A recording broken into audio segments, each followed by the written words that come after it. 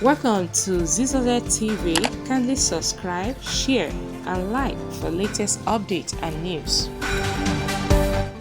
Asuu extends strike by 8 weeks, official reportedly says. The Academic Staff Union of University, Asuu, has extended its ongoing industrial action by another 8 weeks, accusing the Nigerian government of insensitivity and peddling lies.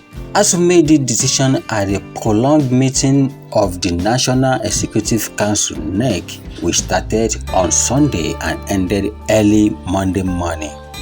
The NEC meeting was held at the Union National Secretary at the University of Abuja. A member of a NEC who does not want to be quoted to avoid sanction by the union said a statement is currently being drafted by the leadership of Asuu and that as soon as it is ready, it will be distributed.